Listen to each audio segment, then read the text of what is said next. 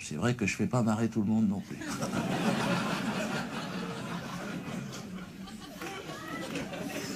Il y en a même que je rends malade. Ah, bien sûr. Bernard-Henri Lévy, par exemple. Le philosophe milliardaire. Alors, un de mes spectacles, c'est une séance de chimio hypersétif. Petite mèche à la con, là, ça dégage. Bernard-Henri Lévy, philosophe milliardaire. Bien sûr, c'est possible. Tu peux faire coiffeur, astronaute, tu peux tout faire aujourd'hui. À chaque fois qu'il écrit sur moi, c'est Bernard, c'est Dieu donné, enculé, machin. Antisémite, antisémite. Ça, c'est son truc, c'est antisémite.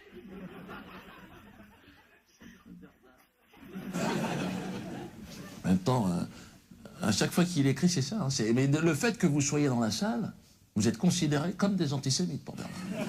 Non, ne ris pas, c'est chiant. Attends, le mec arrive, il sait pas l'autre. Hein. Il arrive, ah, ça va, toi, antisémite, ah bon? Ah merde. Hein? Ah, mais si tu n'achètes pas son bouquin, t'es aussi considéré comme antisémite. Dès que ça l'emmerde, t'es antisémite. Ah, c'est génial ce système. Un moustique, par exemple, ah, antisémite! Oh, Bernard!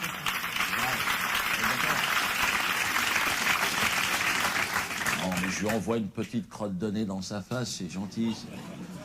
Hein, c'est l'esprit Coubertin, ça, c'est la loi du sport. Normalement, avec ça, avec ce look-là, ils m'ont dit en 15 jours, 3 semaines, je devrais pouvoir reconquérir le show business. Ouais. Si je me tiens peinard, je devrais pouvoir refaire des émissions culturelles. Je veux dire, chez Arthur, ou je veux dire, un certain niveau intellectuel. Quoi, je veux dire, non.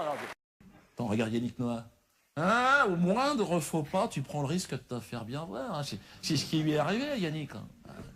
L'autre, il pose en slobarde. Dans tout Paris, sur des affiches. Pour un peu de pognon, mais il est devenu le préféré des Français l'année dernière. L'autre jour, je l'ai croisé, il chialait. Je lui ai dit, oui, mais t'as fait le con, Yannick. Il a reconnu, il a dit, oui, c'est vrai. Ah oui, autrement tu passes à la grande distribution, tu fais du Bruel. Bah, vas-y, de la merde en barquette pour jeunes pucelles décérébrées, vas-y, rien de ta tête. Alors.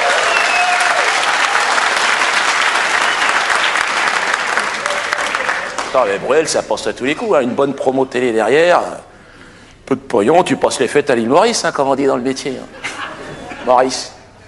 Ouais, c'est son prénom à Bruel, arrête avec ça. Oui, c'est vrai qu'il s'appelle Maurice, il a changé de prénom, ça fait plus gaulois, puis ça fait plus chanteur de charme. Même Arthur, là, le présentateur milliardaire. Arthur, Jacques Essebag, il s'appelle. Oui, bah, bon, il se trouve que je le connais, je connais son nom, donc je le donne.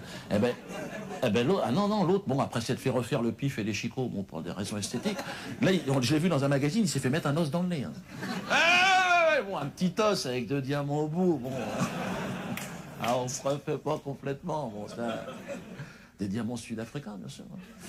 Ah, bon, c'est pas le sujet, mais enfin, on a le droit de le dire. Non, mais la loi de 1905, ça va encore nous attirer des ennuis, cette histoire. Tu que sais, ça? Je sais pas, essaye de faire des sketchs sur les portables, sur le sexe.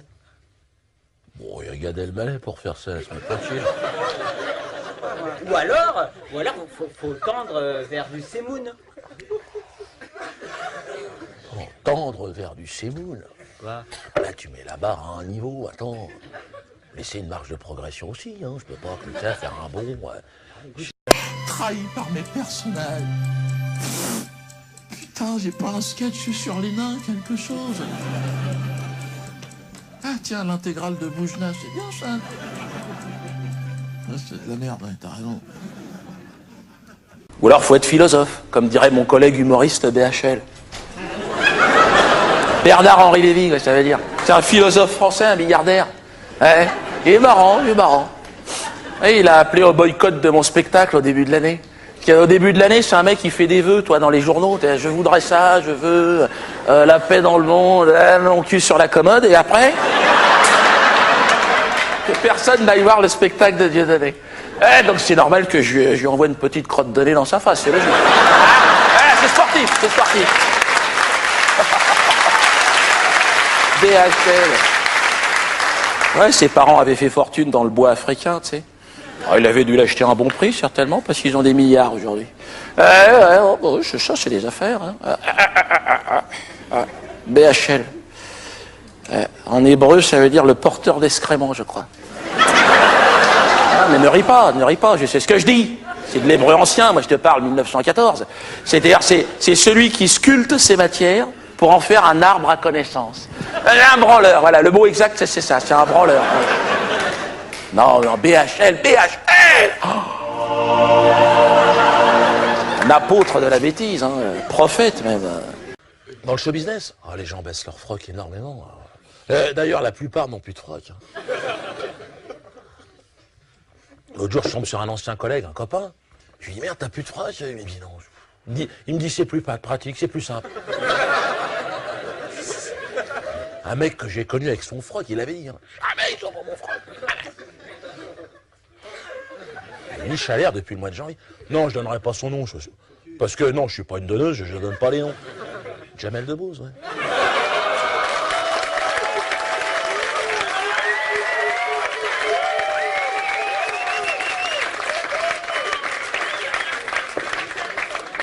Mais c'est un copain au départ, mais même maintenant, mais c'est des problèmes, c'est des dommages collatéraux, je dirais. C'est un tirami qui s'est pris dans la poire. Mais non, parce que voilà, ce qui s'est passé, c'est que j'étais au Zénith, je jouais l'année dernière, hein, et il était venu voir le spectacle comme il jouait le lendemain dans la salle. Donc à la fin, il était monté sur scène, ouais, bravo Diodo, tu dis tout haut ce qu'on pense tout bas. Et moi j'avais dit, tais-toi, tu vas avoir des emmerdements. Je sentais qu'il commençait à partir en sucette. Et non, mais l'autre qui s'est là, après il y a le public, ouais, je m'en fous, ouais. Tu crois que c'est marrant d'aller chez Drucker pour serrer la main d'Enrico Macias, il finit. J'étais pas sûr de sa chute, hein, c'est clair. Ça n'a pas loupé, hein. Le lendemain matin, il a été convoqué chez Bernard. Hein, donc, Bernard-Henri Lévy, ouais. Le philosophe milliardaire. C'est plus ou moins la reine d'Angleterre du show business. Hein. Quand t'es convoqué chez Bernard, tu chimous pendant une semaine. Jamais il a été convoqué, il est monté là-haut, il a abjuré. Bamboula, je le connais pas. Lui. Il a essayé de sauver sa Ferrari, c'est marrant. C'est ça, c'est un genre de Galilée de banlieue, quoi, c'est ça. Le peuple juif est fondamentalement saint. Ah non, rigolez pas, Phil Kenkrot, c'est un philosophe français qui a dit ça. Moi je croyais que c'était une blague au début, j'attendais la chute, toi, en tant que bon professionnel. Ah non, le gars il a plié les gros, il était persuadé de sa connerie, le gars. Je lui ai proposé de faire la première partie l'année prochaine ici. Il va vous faire marrer, il a des bouquins entiers, le gars, c'est que ça. Et il y a l'autre qui a le prix Nobel de la blague, là, l'autre crétin, là, comment il s'appelle? Elie Wiesel. Oh, il est bien, lui. Oui. Oh, il est chaud. Alors, lui. Oui. Comment, c'était quoi la blague que tu m'as sortie dans l'avion, là? Elie Wiesel a dit à propos d'Israël, il y a un État et il est différent des autres, il est juif. Et c'est pour cela qu'il est le plus humain. Ah non, mais le problème, c'est qu'il lui manque un nez rouge. C'est ça qui va pas. Parce qu'autrement, c'est très drôle. Non, mais c'est formidable. C'est formidable. Il a dit à ma mère qu'il me restait 1 neurone. Il a dit le docteur. Et que si je continuais à jouer au con, que j'allais le perdre, non.